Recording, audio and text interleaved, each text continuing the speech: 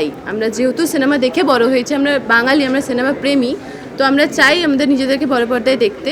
তো যখন এই সুযোগটা এসেছিলো সত্যি খুব খুশি হয়েছিলাম এবং তখন মনে হয়েছিল যে নিজের 100% দিয়ে চেষ্টা করতে হবে। আমি আমার সবটা দিয়ে তখনও চেষ্টা করেছি, আমি প্রিন্সও আমার 100% দিয়ে চেষ্টা করেছি। দিদি, আমি যদি বলতে চাই যে আপনাদের দেশের বিধিকে পাল যিনি সুপারস্টার শাকিব খানের সাথে বাংলাদেশের সিনেমা করেছেন একবার নয় দু দুইবার, এবং আমাদের বাঙালিদের ভিতরে কিন্তু সে একটা মন জয় করে নিয়েছে নিজের অভিনয় দক্ষতা দিয়ে। এবার আপনি সুপারস্টার শাকিব খানের সাথে অভিনয় করেছেন, নিজের ভিতরে কত কনফিডেন্স কাজ করে যে আপনিও ইথিকা পালের মতো বাংলাদেশের যে দর্শক আছে তাদের হৃদয় জয় করতে পারবেন।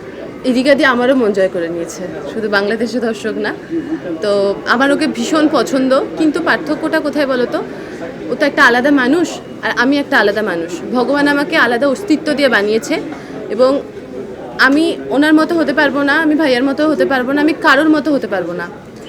ওনার অভিনয় দক্ষতা ওনার মতো, আর ভগবান আমাকে যতটুকু দিয়ে পাঠিয়েছে আমি আমার মতো করে শুধুমাত্র চেষ্টা করতে পারি। আমি তো শুধুমাত্র চেষ্টাই করতে পারি, আমি দর্শককে ভালো লাগানোর চেষ্টাই করতে পারি। দর্শক কতটা ভালোবাসবে না বাসবে বা আমার চেষ্টাটা কতটা কার্যকর হবে সেটা তো দর্শক বলবে। দিদি, যদি আমি ভুল না করে থাকি, সুপারস্টার শাকিব খানের সাথে আপনার এবারই প্রথমবার দেখা এবং প্রথমবারই আপনার কাজ।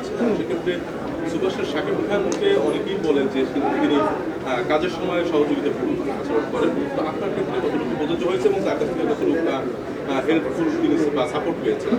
আমি শাকিব খানের থেকে সম্পূর্ণ সাপোর্ট পেয়েছি। যদি 100%-এ তুমি হিসাব করো, 100%-ই আমি ওনার কাছ থেকে সাপোর্ট পেয়েছি। প্রত্যেকটা সিনে এই সিনটা এইভাবে করা যেতে পারে বা এই সিনটা আমরা এইভাবে করতে পারি। এবং ওই যে বললাম আমি একটু আগে যে ওনাকে আমি যেভাবে একটা ভালো সিনেমা বানানোর জন্য যেই ওনার মধ্যে যে খিদাটা আমি এখনও পর্যন্ত দেখি, এইটা আমার কাছে অনেক অনেক অনেক কিছু শেখার মতো।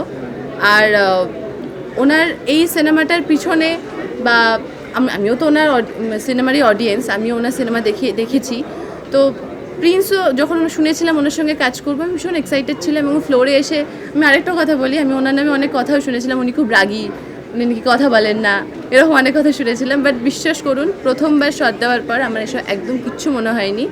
প্রত্যেকটা মানুষ যদি আমাকে সাপোর্ট না করতো তাহলে হয়তো প্রিন্সে এই সোনিয়া চরিত্রটা যতটুকু দর্শক ভালোবেসেছে আমি এভাবে করতে পারতাম না। এবং তার মধ্যে শাকিব খানের ভূমিকা অনেক অনেক অনেক বেশি। দিদি, যদি বলতে চাই যে শাকিব খান বাংলাদেশের রাজত্ব করেছেন এবং তিনি বলতে গেলে একাই ইন্ডাস্ট্রি করে রেখেছেন, তো তার কাছ থেকে অনেক কিছু শেখার আছে। কারণ ব্যক্তি বিশেষে সবাই তার কাছ থেকে, যারা তার সাথে কাজ করেছে সবাই বলেছে যে অনেক কিছু শেখার আছে। আপনি কিছু শিখেছেন কিনা তার কাছ থেকে? আপনার এক্সপিরিয়েন্সটা কীরকম? ওই তো মানে ওনার কাছে এতগুলো কাজ বলি, উনি এতদিনের অভিজ্ঞ একজন মানুষ। ওনার যতদিনের ক্যারিয়ার আমার ততটা বয়সও না, আমি আবারও বলছি। তো ওনার কাছে এত কাজের অভিজ্ঞতা আছে, এত এত সিনেমা আছে ওনার ঝুলিতে বলতে পারো। তো সেই সিনেমা সঙ্গে উনি থেকেছেন এবং ওনার পাস্ট এক্সপিরিয়েন্স, কোনটা করলে কি হতে পারে, আমি কিভাবে এগোতে পারি, বা এই সিনটা আমি এভাবে করলে এটা হতে পারে, কাজের জায়গা থেকে আমি ওনার কাছ থেকে প্রচণ্ড প্রচণ্ড বেশি সহযোগিতা পেয়েছি। হয়তো ওই সহযোগিতা না পেলে সোনিয়া আর প্রিন্সের এই কেমিস্ট্রিটা তৈরি হতো না। হ্যাঁ, সব সিনেমাই দেখেছি আমি। তাণ্ডব দেখেছি, তুফান দেখেছি, বরবাদ দেখেছি, রাজকুমার দেখেছি, সবই দেখেছি ওনার সিনেমা।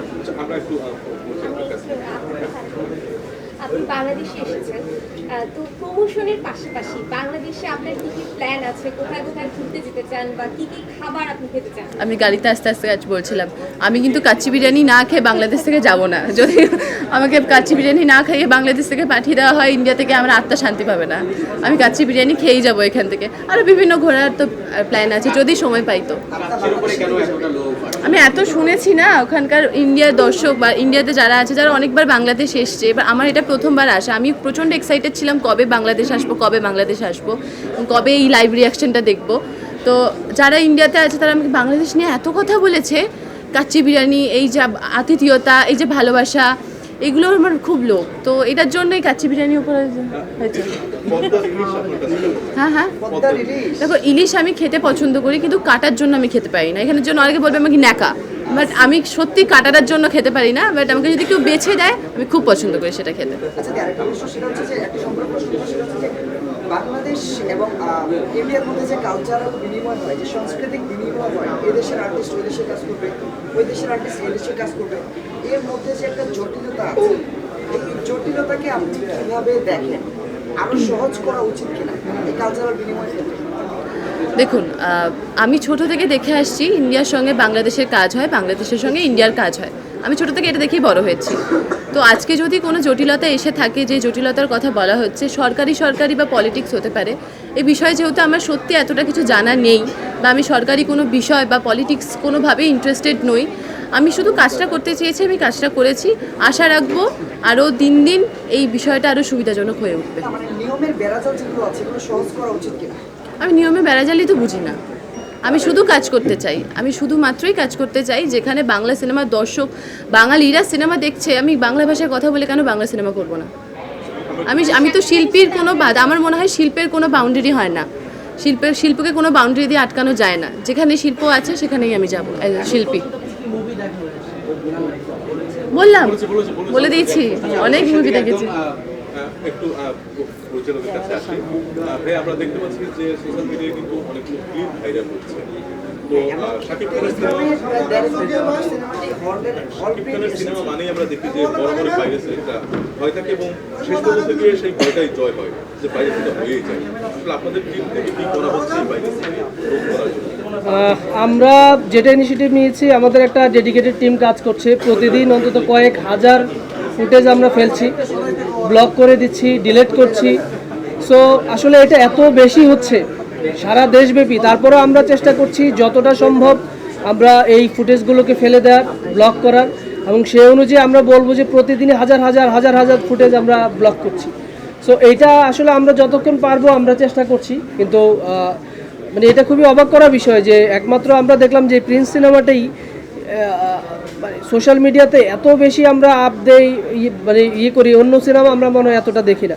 সো সেটার একটা বড় কারণ হতে পারে যে মেগাস্টার শাকিব খান, শাকিব ভাইয়ের ভক্তরা অনেক অতি আবেগী হয়ে অনেক সময় দিয়ে দেয়, কিন্তু এটা আমাদের জন্য ক্ষতিকর। সো আপনাদের কাছে রিকোয়েস্ট করবো যে আপনারা প্লিজ এই ধরনের কাজগুলো করবেন না। বাট আমরা আমাদের দিক থেকে যতটা সম্ভব চেষ্টা করছি, প্রতিদিনই হাজার ফুটেজ আমরা ফেলছি।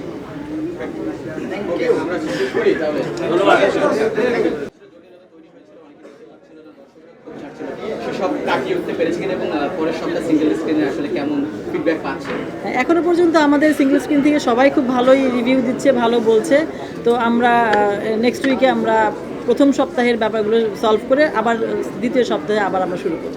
আর এই যে একটা দারুণ অভিজ্ঞতার মধ্য দিয়ে গেলেন প্রিন্স নিয়ে, পরবর্তীতে একজন প্রডিউসারের জায়গা থেকে যদি জানতে চাই, পরে যখন সিনেমা আসবে নিশ্চয়ই এই তিক্ত অভিজ্ঞতা ভুলে আমরা আবার নতুন কাজ পাবো আপনার কাছ থেকে। অভিজ্ঞতা তো অভিজ্ঞতাই, আসলে তিক্ত আর মিষ্টি এটা না বলি, অভিজ্ঞতা ঝুলি যখন ভরে যায় তখন আসলে এটা আমার জন্যই প্লাস পয়েন্ট। তবে অবশ্যই পরবর্তী ছবিতে আমি আমার এই অভিজ্ঞতাগুলো 100% কাজে লাগাতে পারবো বলে আমি বিশ্বাস করি ইনশাআল্লাহ। কালকে তোমার নায়কের জন্মদিন, এই ব্যাপারে কি বলবো?